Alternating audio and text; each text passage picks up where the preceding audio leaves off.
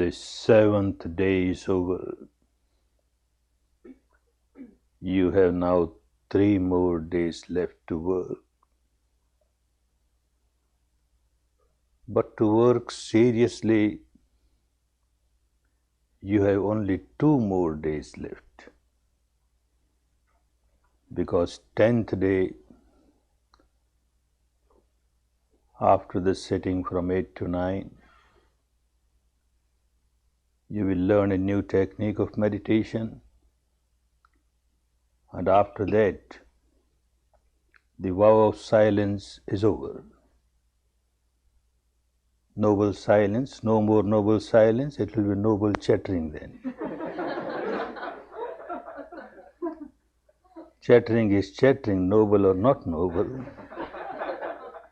Chattering and serious meditation cannot coexist. They can't go together. So you won't be able to meditate seriously on the 10th day. And yet it is a very important day. Very important day because for 9 days, very deep operation, very deep surgical operation of the mind. On the 10th day, this deep wound will require some balm, and the technique that you will learn on that day will be a very soothing balm on the wound. And moreover, coming out of a very deep operation, coming out of silence for 9 days, suddenly one comes to the outside world, comes in contact. At times, people have very shocking experience. So that 10th day is a shock absorber for you. On the 11th day, you can face the world better. So for actual very serious meditation, the next 2 days. And Buddha wants you to meditate continuously. So far as this technique is concerned, continuity of practice is the secret of success. People come for longer courses, 20 days course, 30 days, 45 days. They work continuously. You have recess periods, but there is no recess period for long-term students. You also have to learn how to practice continuously. So for these 2 days, learn how to practice continuously. During meditation periods, of course, you sit with closed eyes and meditate. But what you call intervals are no more intervals for you now. When you have to do something at the physical level, you have to get up and walk to your residence, walk to the dining hall, etc. You are still meditating. With open eyes, you are aware. You are just resting, open eyes, you are aware. You are aware of whatever you are doing at the physical level. If you are walking, you are aware, you are walking. If you are eating, you are aware, you are eating. If you are bathing, you are aware, you are bathing. You are resting, you are aware, you are resting. But then along with that, very essential, you are also aware of some sensation or the other on the body. People have not understood Buddha properly, and they made it just awareness of walking, eating. It has its own advantage, but this is not Buddha's teaching. He wants you to be always aware of the sensation, either respiration or sensation. If you miss sensation, then you miss the deepest part of your mind. And you have to rectify the deepest part of the mind. You have to change the behavior pattern of the deepest part. So sensation, awareness of sensation is very important. While you are walking, it is not necessary, and at this stage not possible also that you can feel the whole body, sensation on the whole body, at least on the moving part. If you are walking, you are aware of sensations on your legs. If you are eating, you are aware of sensations on your fingertips. The mouth touches the food, you are aware of the sensation on the lips, on the gums, on the tongue, and as you swallow it on the throat. Whichever are moving part, you have sensations. Sometimes you don't feel sensation on the moving part than any part. But somewhere on the body you must be feeling a sensation, and along with that you are aware of whatever physical activity is going on. That is during recess periods. Then you have a continuity. Meditation hours, you sit, closed eyes, meditate. The rest of the period you open and do whatever is necessary to be done at the physical level, and you are still meditating because you are aware of your activities and you are aware of the sensations. Night time you go to bed, closed eyes, you are lying down. Lying down, you are aware of every movement of your body. You feel like turning on one side and you are aware you are turning on the one side, and then you turn on the other side. You are aware of everything that is happening at the physical level. Along with that, you are aware of sensations. Not necessary, again, to move from head to feet in order or feet to head in order. You are lying down. Any sensation arises anywhere, you are aware. So some sensation or the other, anywhere on the body. And as you are aware of sensation, you get sleep, deep sleep, very good. Night is for deep sleep. Next day morning as you awaken, you feel sensations. Again you start with the sensations. Quite possible at times a serious student may not get a deep sleep, half asleep, half awakened, very good. And in some cases, whole night no sleep, wonderful, whole night no sleep. But you keep lying down, closed eyes, no sleep, doesn't matter, and you are aware of sensation, If you start worrying, oh look, no sleep, 12 o'clock no sleep, 1 o'clock no sleep, 2 o'clock no sleep, then next day you come up as a sick person. You are not practicing Vipassana. But you are just aware of your sensation. If no sensation, aware of respiration, whole night. And the mind is very equanimous. Next day you get up so fresh, as if you have come out of very deep sleep, very deep sleep. After all, nature wants you to sleep only for two purposes. One purpose is to give rest to the body. Whole day the body has been working, now give rest. Similarly, whole day the mind was busy here, there, give rest to the mind. So night time, never sit and meditate. Keep lying. So you get full rest to the body. You give full rest to the body and mind gets wonderful rest when it is awakened, aware, and at the same time equanimous. It gets so much rest. So the purpose is served, the body gets full rest, the mind gets full rest. Next day, you are very fresh, very fresh. There are, in all the Indian scriptures, three kinds of situations are there. Either one is awakened, or one is in sleep, or one is in dream. But there is a fourth situation for the yogis. Yogis does not mean those who do these acrobatic exercises of asana and pranayama. They are not yogis. Yogi is one who attains communion with the ultimate truth, is a yogi, Vipassana yogi. Now that is a stage which is very high stage.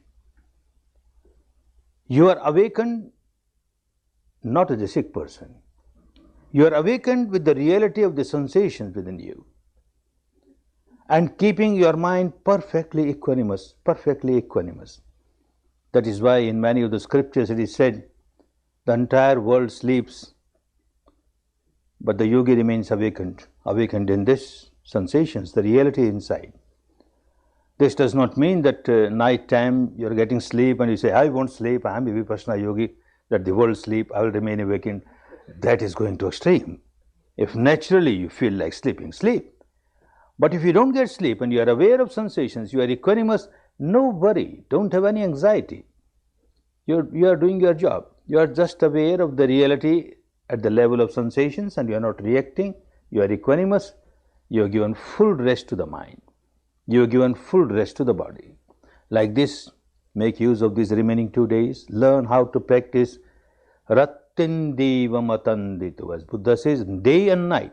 Only when you are in deep sleep you can't help. Otherwise, day and night, continuous. Make a very deep surgical operation so that in these 2 days you take out very deep rooted complexes which are causes for great misery for you. Let them come out now. This is a wonderful time to get liberated from those complexes, and continuity will help you. Storms might come still, but now having covered 7 days, you have strength to face. You are strong enough to face them. Don't worry. No such storm will come which will make you very much agitated. Those 5 enemies, 5 nivaranas are still there, but they are becoming weaker, weaker, weaker. And you have got 5 friends also, wonderful friends. Keep them with you, and you will find that these friends are so helpful to you. These friends are really helpful provided their purity is maintained. When they lose their purity, these very friends become our enemies and they become very harmful. Who are our friends? What is their purity? Let us understand. 5 friends we have. The first friend in the language of those days was called Saddha, that means devotion, faith. Devotion, faith is a very important friend. One who does not have any faith, any devotion in whatever one is working, then how can one work? All the time doubtful, skeptical, then one cannot work. Must have confidence, must have faith. Now 7 days are over. By this time one should have faith in the technique, on the path, and can work much better. But this faith, this confidence, this devotion can become a very big enemy if it becomes blind. Blind faith, blind devotion, blind belief does not help us. They are big enemies. Don't allow them to become blind. All these 5 friends, if they become blind, they are useless. They don't help us in any way. So along with this, there must be wisdom. Every friend must have the wisdom with it, so that you understand the purity of this particular friend. The devotion, purity of devotion is only when you have wisdom with devotion. Without wisdom, it will become blind. The wisdom is like our eyes, and devotion is like our legs. One who does not have eyes will walk on the path, may even run on the path, but will not know when he or she has taken wrong path. One may fall down in a ditch because no eyes. One has only eyes and no legs, no devotion. One will keep on looking the path. Oh, wonderful path, so wonderful, so great. Buddha's teaching is so wonderful, Dhamma is so wonderful. But you can't take one step on that because you have no devotion, you have got no faith. Both are important. The communion of these two, that gives us so much strength, because then the devotion becomes enlightened devotion. A devotion with discriminatory intelligence, discriminatory wisdom, then you know what is the essence of devotion. You don't take it just blindly. What is the essence of devotion? You may have devotion in anyone, in any god, goddess, a saintly person, an enlightened person. Why you have devotion in this person, in this being? Because this person is a saintly person, he has certain qualities, and the devotion is towards the qualities. You get inspiration seeing those qualities, and then you get an inspiration to develop those very qualities in you. Then the devotion is very helpful, very purposeful. Otherwise it doesn't help. If you just make devotion with a begging bowl, you keep on asking, oh God Almighty, please give me this. Oh Goddess, please give me this. This desire must be fulfilled, that desire must be fulfilled. That kind of devotion is blind devotion. It does not help. Devotion for the qualities and getting inspiration and developing those very qualities is a wonderful devotion. An instance, again years back, during the early courses I gave in India, coming from Burma. A very old lady came to a course, took the course very seriously, worked very seriously, understood the technique properly, worked properly, and got wonderful results. Going back home for 1 year, she continued to practice morning and evening, continued to apply this technique in daily life, and again she got much more benefits. After 1 year, she came again to get established more and more in the technique in Dhamma. But she had an interview with me and then told me that she has got one fear in her mind. What fear? She says she comes from the Bhakti cult, the cult of devotion. And this is Gyan Marg. Gyan Marg means the path of wisdom. Although this will take to the final goal, I understand. But I fear I don't want to get out of my Bhakti cult, my devotion, that must remain. And I fear by this technique, I will miss my Bhakti, my devotion. And I tell her, oh no, don't worry. Your Bhakti, your devotion will become stronger. Oh no, no sir. With this kind of technique, there is no place for Bhakti, no place for devotion. And she won't understand. I told her, all right, do you really have faith in your God or your goddess? Do you really have confidence? Do you really have devotion? She said, what, sir? Traditionally, we are in this cult of Bhakti. We have got so much of devotion, so much of faith, so much of confidence in this God or that goddess. Then I questioned her, do you make promissory offerings? Back in India, it's very common, promissory offering. What is a promissory offering? Say somebody is sick in the family. The head of the family, the mother or father, will go to the temple, bow down to that god or goddess, and then say, please cure my son or daughter, whoever. And when she or he is cured, I will offer you sweets, 5 rupees worth of sweets. Do you make such promissory offerings? Oh, certainly, this is very common.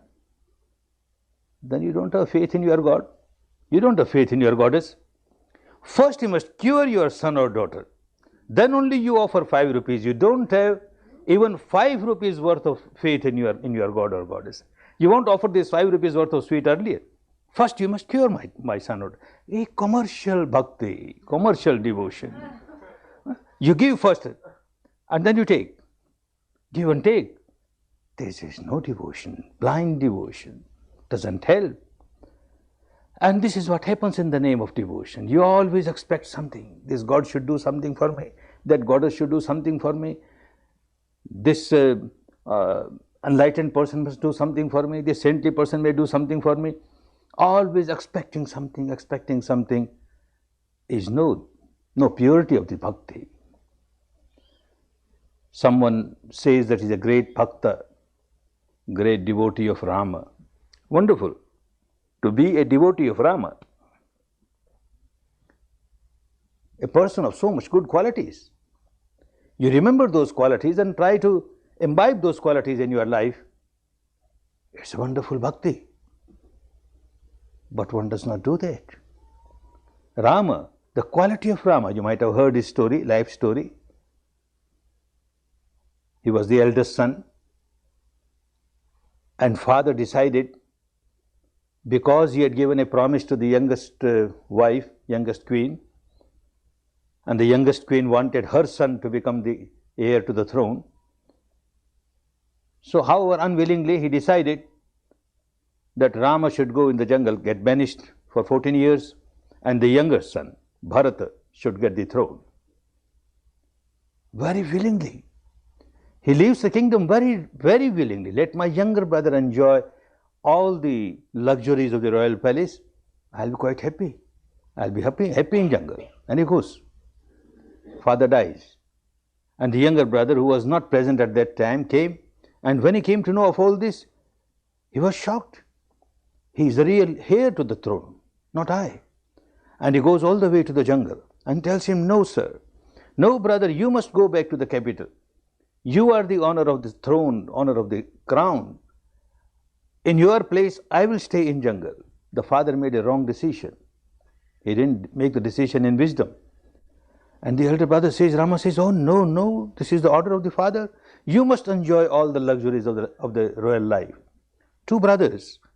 Throughout the human history, you got no other example where two brothers are fighting, quarreling. You must enjoy. You must enjoy all the royal luxury. Such a wonderful person, Rama.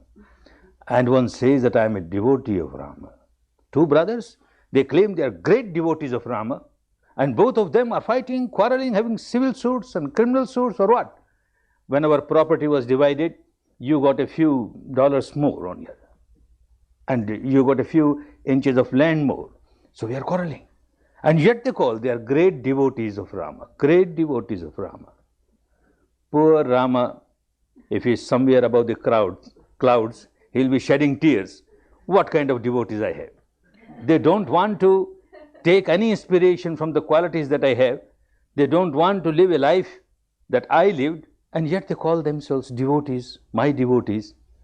Madness, such kind of devotion does not help, does not help. And then Rama, he is taken as God Almighty, incarnation of God Almighty. See what we have made of poor God Almighty. We have devalued him. What a great devaluation.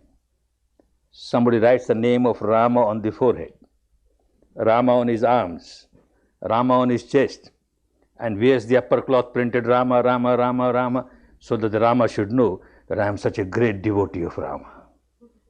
As if Rama is very fond to hear his name, every now and then his name. People should keep on reciting his name. If he is the creator of the world, he should have created people only reciting Rama, Rama, nothing else, because he is so fond of these words. If he is really fond of only his name, then what an ego-centered person he is. What a self-centered person. It is said that God created human beings in his own image, but I feel otherwise. Human beings created God in their own image, according to their own liking. We want such a God, and we keep on reciting his name. He gets puffed up. Then whatever we do, right or wrong, we will get all the benefits, and he will give us this benefit or that benefit. This kind of God we create. Our own imagination, our own creation. For example, if there is a Goenka, mad Goenka, who is very fond of his name, every day people should talk about Goenka, Goenka, Goenka. On the radio, Goenka, Goenka. On the TV, Goenka, Goenka. On the newspaper, Goenka, Goenka. And people build temples of Goenka and establish statues of Goenka and then start dancing Harik Goenka, Harik Goenka. And this Goenka gets puffed up. Wonderful. Such a mad Goenka. When he creates an imaginary God, he will create a God of that type who will get puffed up by hearing his name. What we have done? Poor God, if he exists, poor God, we have so much devalued him. This is what happens when the devotion becomes blind devotion. You forget to get inspiration from the qualities, and you forget to inspire with this inspiration to develop those qualities in you, then devotion is harmful. Someone says, I am a great devotee of Jesus Christ. Oh, wonderful, such a saintly person. A prince among the saints, so saintly. Whether someone is really saintly or not, the yardstick is at the time of death, what kind of mind this person is carrying and what kind of mind he was carrying. He was tortured to death, crucified. Being tortured, he has not a trace of anger or aversion or hatred towards those people who are torturing him. Only love, only compassion. They don't know what they are doing. Ignorant people. May they not be punished for their bad deeds. They are so ignorant. Only love, only compassion. A real saintly person. If someone says that I am a devotee of Jesus Christ and does not develop even little bit of love and compassion and goodwill for others, then this devotion is blind devotion. Someone comes to me and says that I am a devotee of Jesus Christ because I accept that he was Son of the God. So what? He was son of the God. As if he wants a testimonial from you. And then he will be very happy. Well, look, these people, they give me, so many people give me testimonial, I am son of the God. And what sort of Christ is Christ? We are mad, what we are doing? Is there any doubt that he was son of the God? He was son of the God. After all, what is God? Truth is God. Love is God. Compassion is God. Purity is God. And here is a product of truth, of love, of compassion, of goodwill, of purity.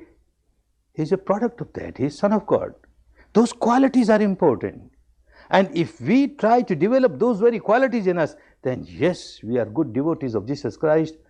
Otherwise, no, it becomes a blind faith, blind devotion. Does not work, does not work. Someone says, I am a devotee of Buddha. Ah, wonderful to be a devotee of Buddha. Have devotion towards Buddha. Fully enlightened person, liberated person.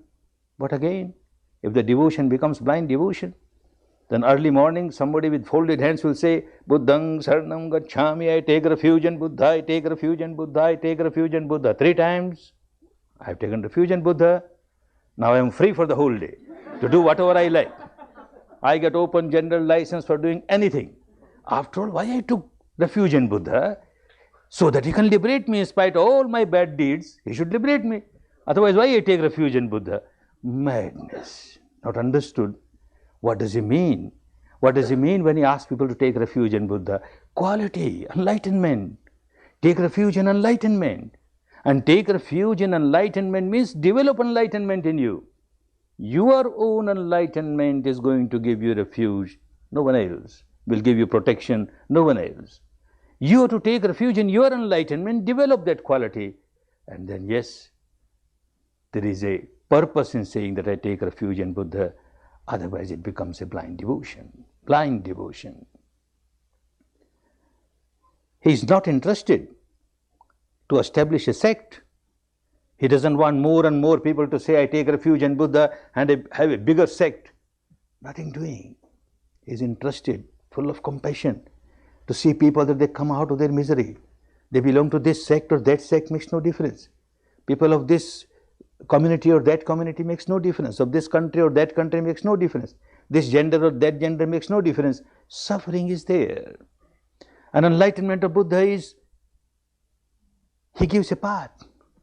Because of his enlightenment, he found out the path, which made him enlightened. And out of all the compassion, he gives that path. If you don't walk on the path, the devotion is no devotion. It doesn't work. When we give respect to Buddha, he teaches us how to pay respect to Buddha. Buddha is not a name of any person, it is the quality, enlightened one. And anyone can be an enlightened person, not merely Gautama. This is not the monopoly of one person to become enlightened. He kept on saying that before me there were countless Buddhas, and after me there will be countless Buddhas. So when you pay respect to Buddha, he taught us how to pay respect to Buddha. Ye cha Buddha atita cha ye cha Buddha yanagata. All the Buddhas of the past, atita. All the Buddhas of the future, pachupanna cha ye Buddha. All the Buddhas who are now present may be. Aham vandami sabada.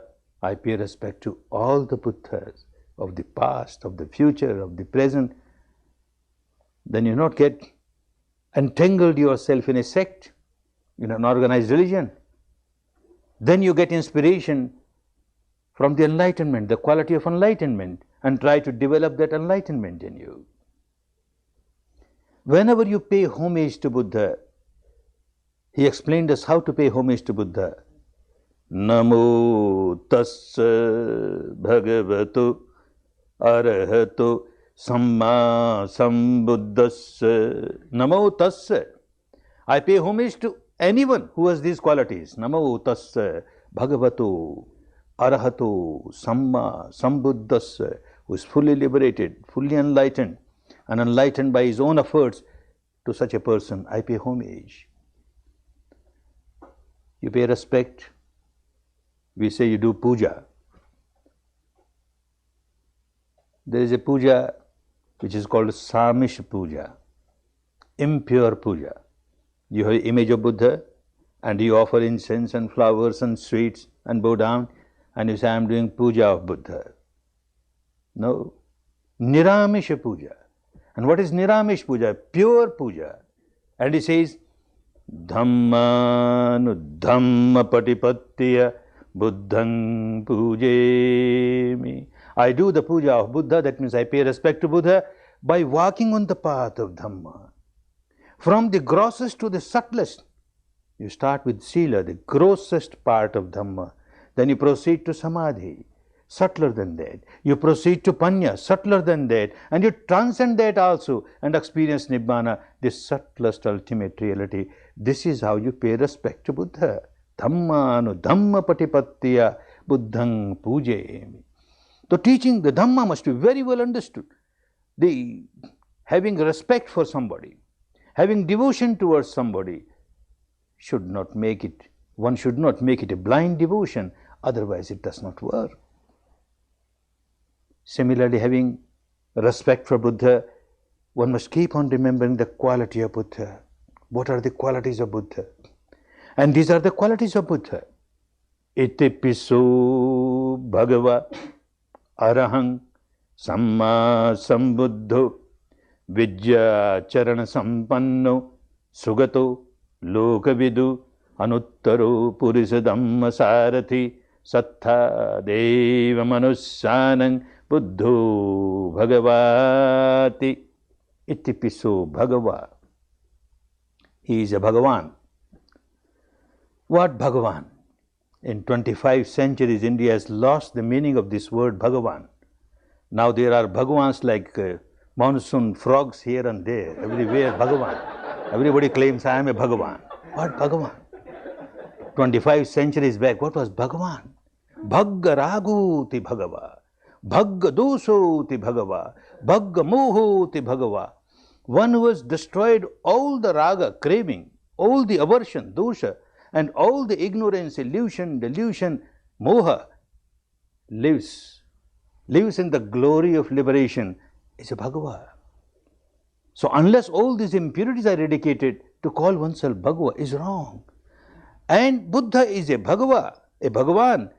You get inspiration to develop those qualities little by little. You are coming out of raga, you are coming out of dosha, you are coming out of moha, craving, aversion, ignorance. Then you are really paying respect to Buddha. You have got devotion towards Buddha. Araham. Again, old language of India. Ari means enemies. Hung, one was killed all the enemies. Oh, an apostle of non-violence, how can he kill anybody? And yet he has killed all his enemies. And who are our enemies? No outsider being is our enemy. Our own impurities are our enemies. One who has killed all the impurities, not a trace of defilement in the mind, has become an Arahant, has killed all the enemy. Samma Sambuddho, he has become fully enlightened by his own efforts.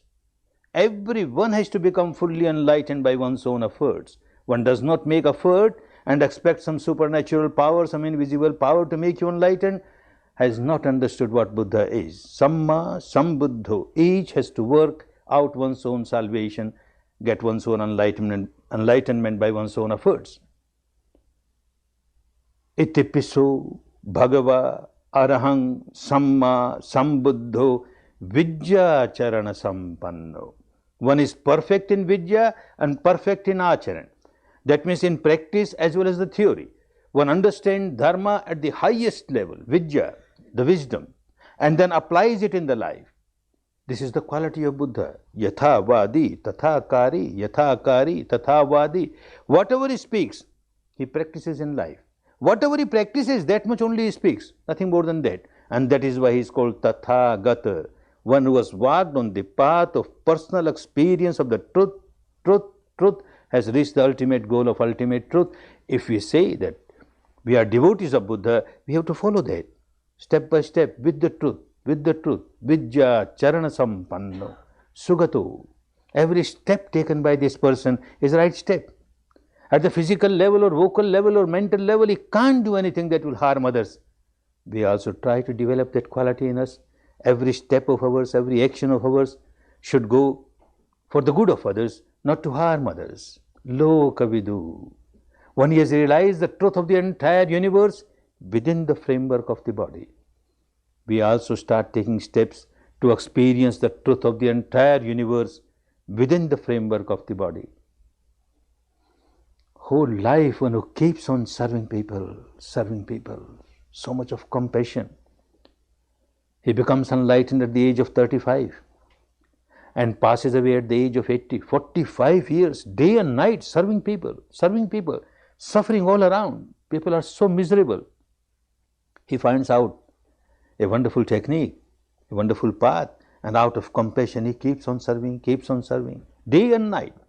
Hardly 2 to 3 hours he will sleep, and that also just lying down with the awareness and with wisdom. Rest of the time serving. Whole life kept on serving people. Now it is 80th year. And 3 months before he passes away, he announces that after 3 months, I will leave this body. Where I should live? At that time he was in the eastern part of India somewhere. And he decides to go to Kushinagar, a big city in the middle of the northern part of India. And he has reached there. Now this full moon night, at the end of this full moon night, he will breathe his last. He is lying under a tree. His attendant Ananda is there to serve him.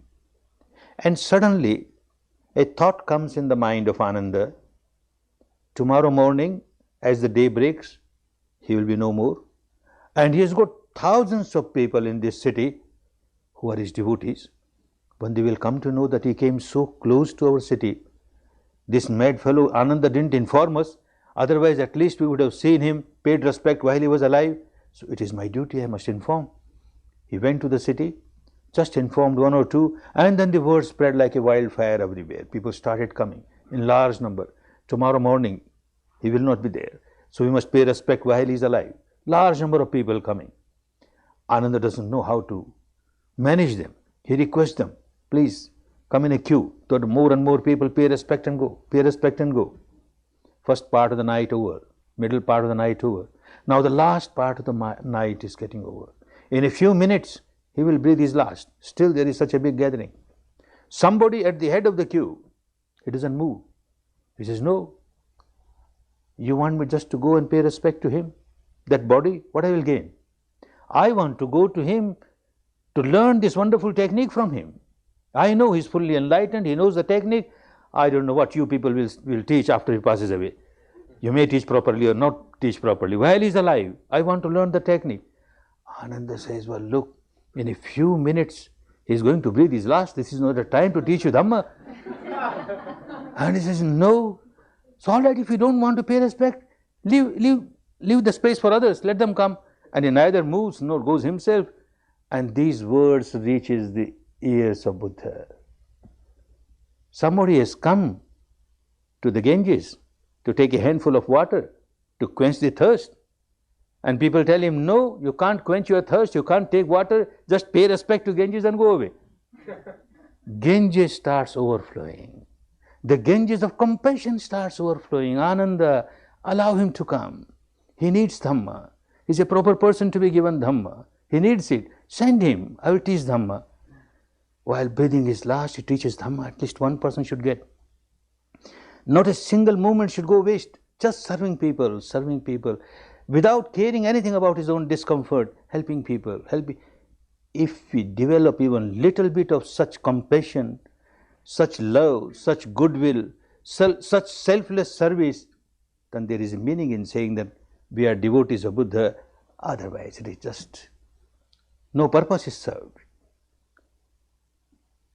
Someone says that I take refuge in Dhamma. I got great devotion towards Dhamma, the teaching of Buddha. What Dhamma?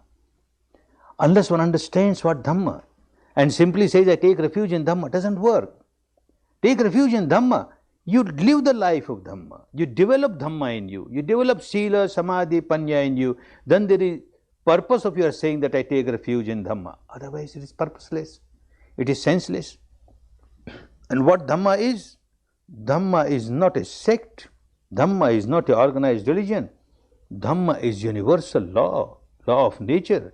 If one has started living the life in line to the law of nature, then yes, one has taken refuge in Dhamma. And he explains what are the qualities of Dhamma.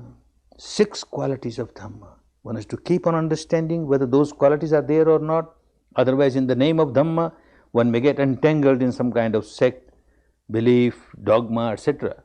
What are the qualities of pure Dhamma?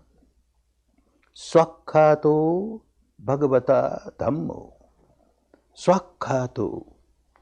It must be very clearly explained. No mysticism involved. No acrobatic intellectual exercises. Nothing doing. So simple. In so simple words it must be explained so that ordinary person can understand it, because one has to follow it. Unless people understand. This is not the game of philosophers or scholars. This is something which people should understand and follow. That is why the first quality of Dhamma, Swakhato, Swakhato, Sanditthiko. Then whatever you are experiencing with your direct experience, the truth that you experience, then it is Dhamma. The truth experienced by an enlightened person is not truth for you. The truth as explained in the scriptures is not truth for you. The truth experienced by your teacher is no truth for you. What you experience, Sanditthiko, with your own eyes, with your own experience, direct experience, step by step, you may start with very gross truth, doesn't matter. This is your truth, your own experience, your own wisdom, and you keep on walking on the path with the truth, you are bound to experience subtler. The entire field of mind and matter, you experience the truth of mind and matter, and then transcend and experience something which is beyond mind and matter. Swakhato Bhagavata Dhammo Sanditthiko Akaliko. To get the fruits of your practice of Dhamma should not take time. Not that you practice Dhamma now and you will get benefit after death. You perform this rite, this ritual, this ceremony, and after that you will get this 7th heaven or 11th heaven. Who has come from 7th heaven to tell me that I have performed these rites and that's why I am in this 7th heaven? All purposeless. What you gain now? Of course, after death also you will get benefit. But what benefit you are getting now? If you are getting no benefit now, then it is no Dhamma. You have taken steps on Dhamma. You must get benefit of your having taken steps on Dhamma. Then only it is pure Dhamma, otherwise no Dhamma. Somebody gives me a post-dated check. Post-dated check on a bank above the clouds, which does not exist. What am I to do with this post-dated check? One must get benefit, akaliko. There should not be a gap between my action and the fruit that I get. Akaliko. A change must start in the life. If you really started taking steps on the path, a change must start here and now, in this very life. A change for better. Ehipassiko, another very important quality of Dhamma. If someone has really started taking steps on Dhamma, one has to judge, examine whether really it is Dhamma or not. Ehipassiko, which literal meaning is come and see yourself. Come and examine yourself. Come and experience yourself. Ehipassiko. People come to courses like this. Some on the 4th day, some on the 5th day, some on the 6th day. They start thinking, oh, it is so wonderful. My mother should do it. My father should do it. So and so should do it. And suddenly you realize I am here to observe my respiration, my sensation. I will see about that later on. And again after some time you start thinking, oh, so and so, very miserable person. This person must certainly get it. This is ehipassiko. This is the quality of Dhamma. Because you are not playing an intellectual game. You are not playing a devotional or emotional game. You are actually experiencing something. Those who come to courses and say, the discourses were wonderful. What discourse is wonderful? The Dhamma was wonderful. If you just make it an intellectual entertainment, then no, it doesn't work. Because people come here and meditate. Because they meditate, they can't resist. When 10 days are over, one starts thinking, whomever one meets, oh, it is so wonderful, I have tasted, it is so good, it has helped me. You also go and try. You also go and try. This is the yardstick to measure whether one has certainly, surely tasted Dhamma or not. If one has really tasted Dhamma, one is bound to get some benefit. And when one gets benefit, one feels like sharing this benefit with others. If someone is a good writer, he feels like writing something so that more and more people know about it. People do not know that such a technique is prevailing, is being taught.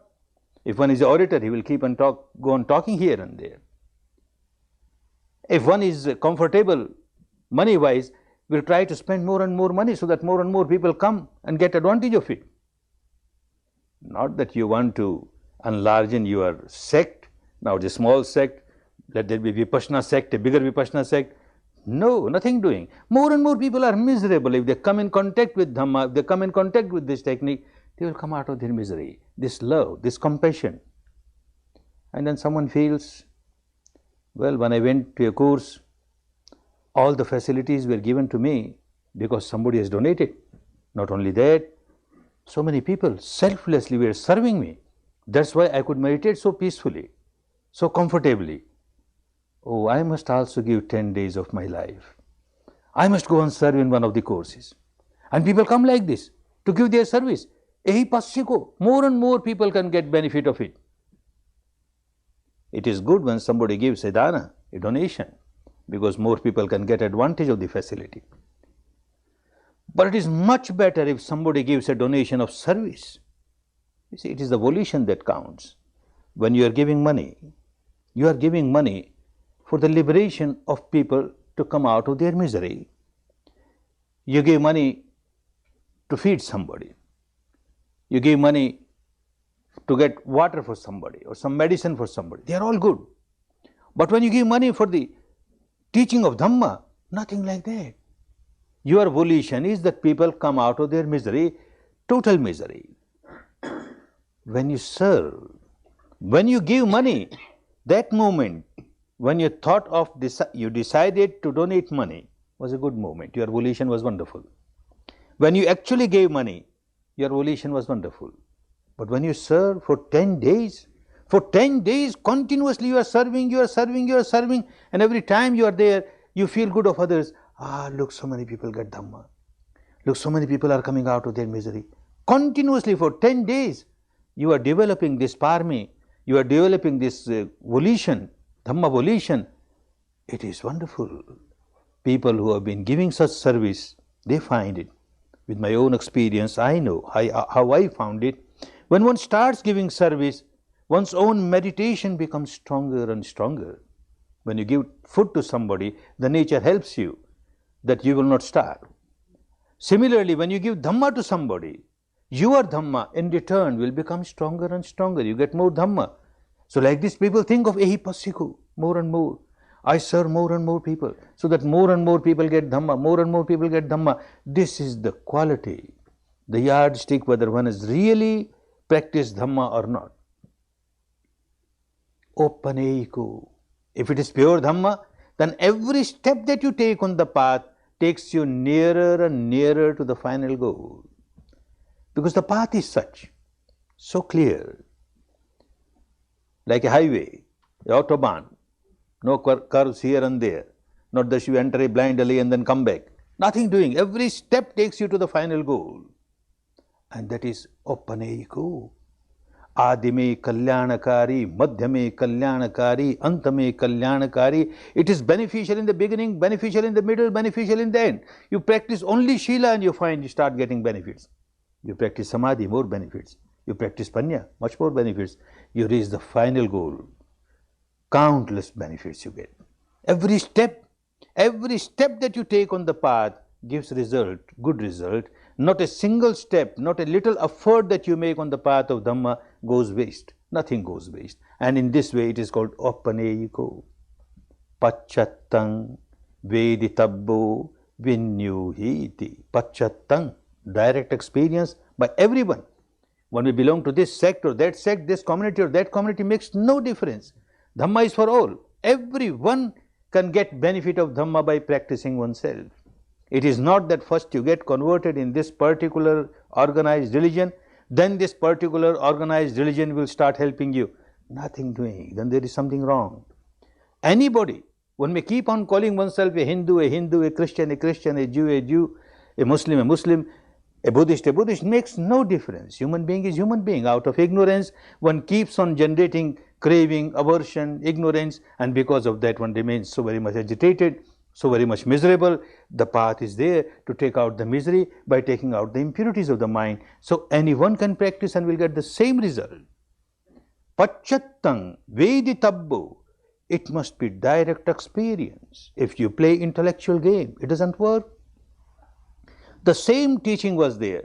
The entire spectrum of the spirituality of India before Buddha, at the time of Buddha, and after Buddha remains the same.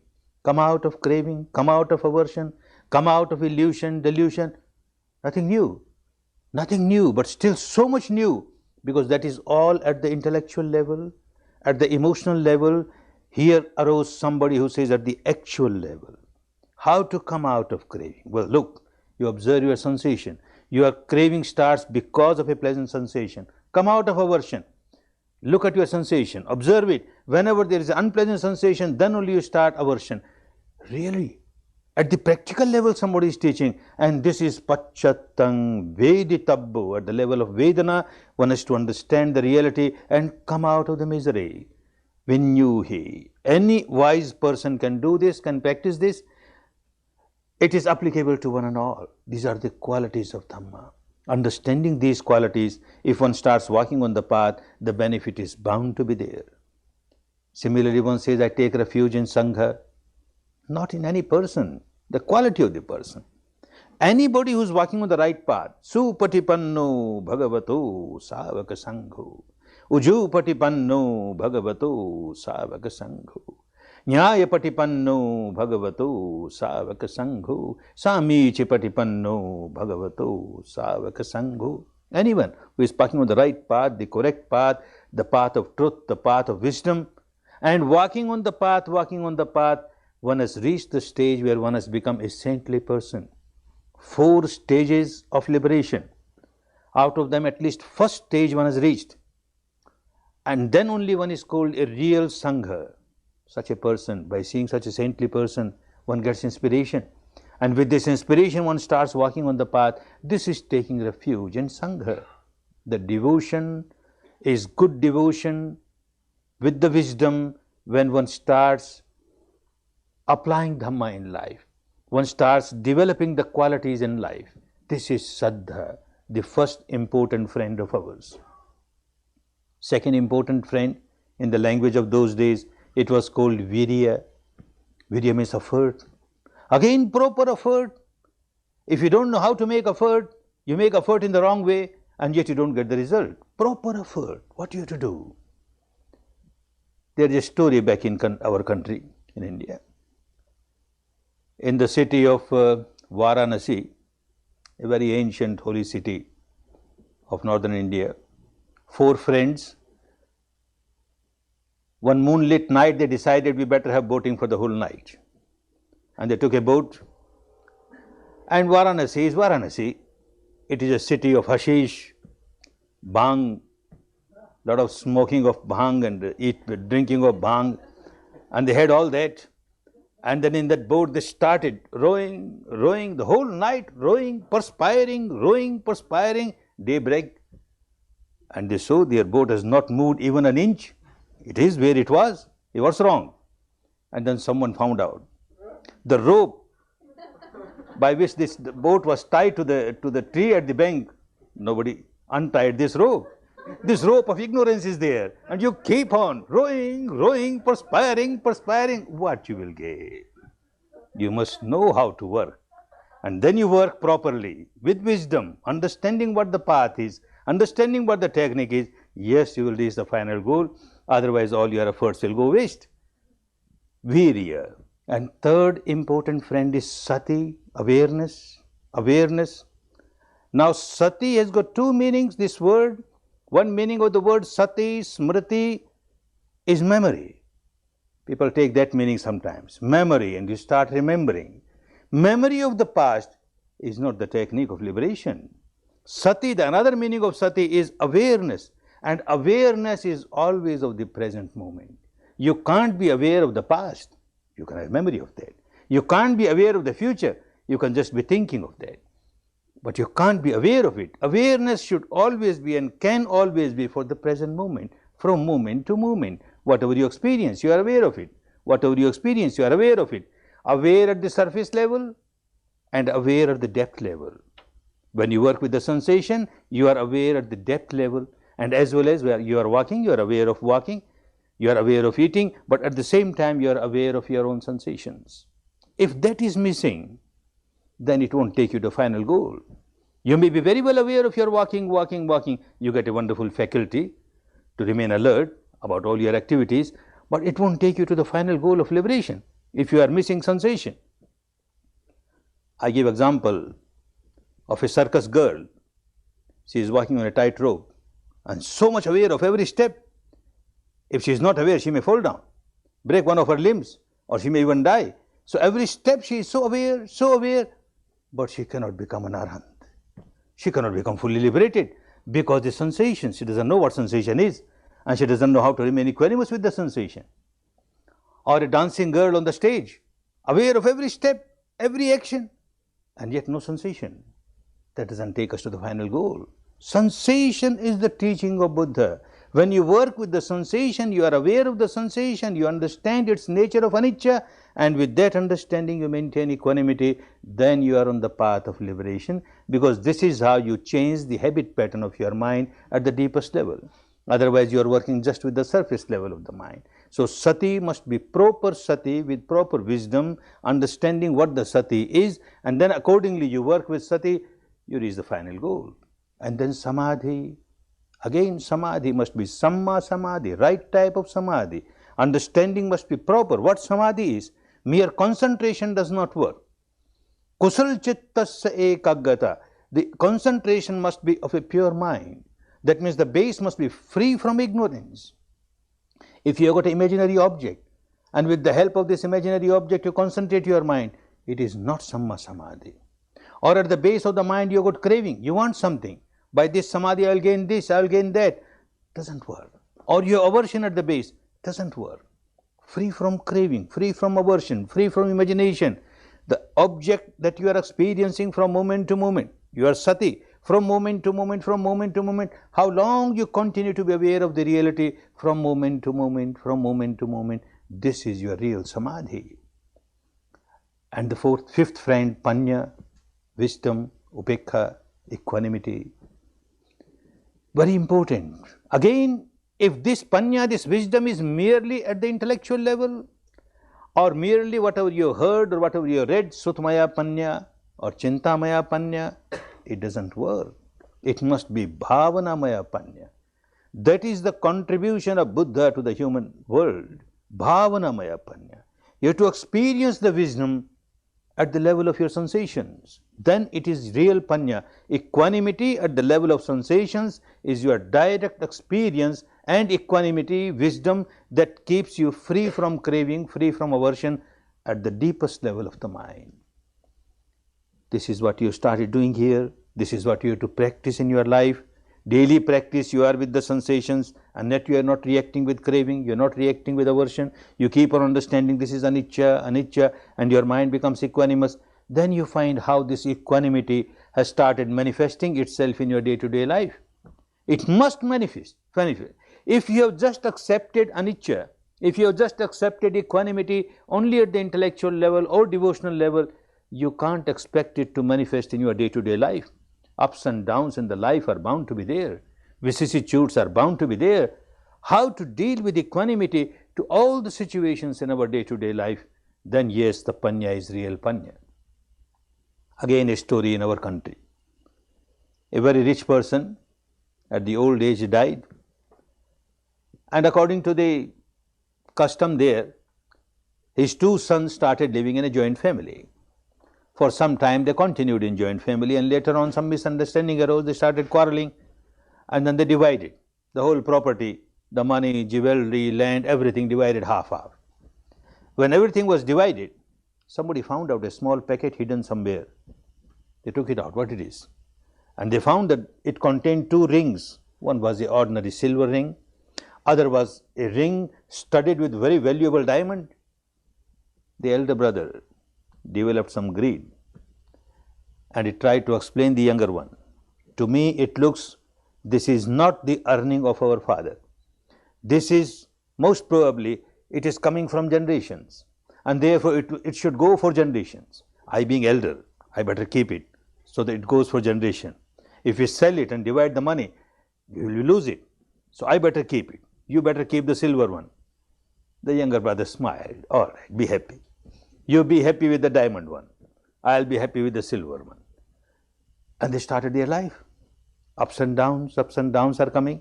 The elder brother with the diamond ring, when there is spring in the life, he gets so elated. And when spring goes away and there is winter or autumn, he becomes so depressed, always losing the balance of the mind.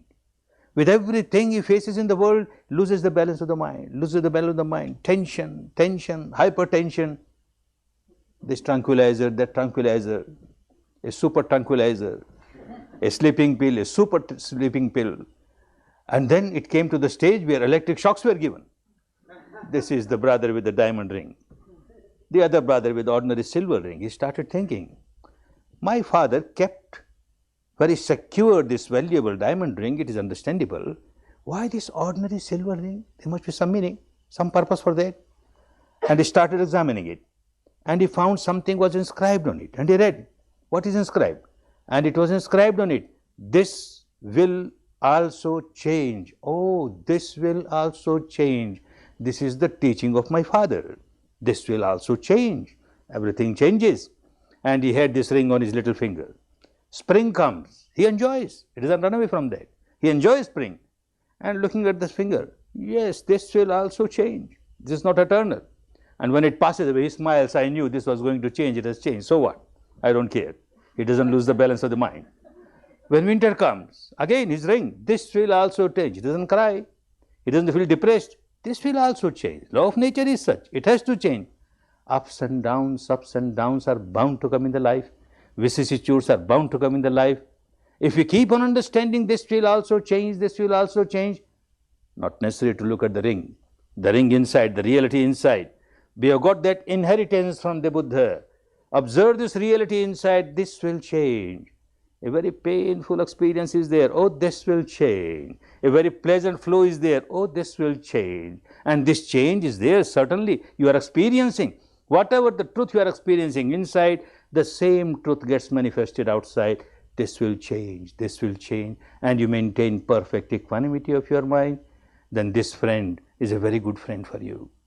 All these 5 friends are wonderful friends.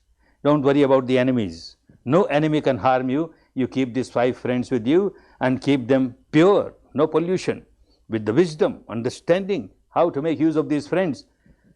And you will find step by step, you are moving towards the final goal. These 2 days of serious meditation are days of real serious meditation. See that you maintain the continuity. Day and night, only when you are in deep sleep. Otherwise, day and night, nothing to do with other students. Carry on your own. Make very deep operation, surgical operation of the mind. Take out very deep-rooted complexes and get liberated. As many complexes you take out, that much liberation is there. Liberation from the miseries. Life is full of misery because the life is full of these defilements, mental defilements. Come out of them and enjoy real peace, real harmony, real happiness. May all of you enjoy real peace, real harmony, real happiness, real happiness. Bhavat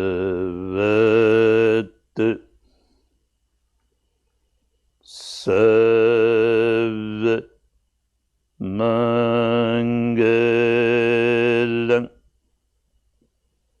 Bhavat Sarva Mangalam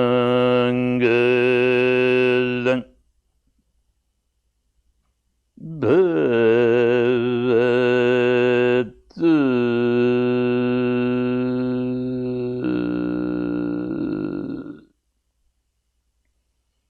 sarvamangalam.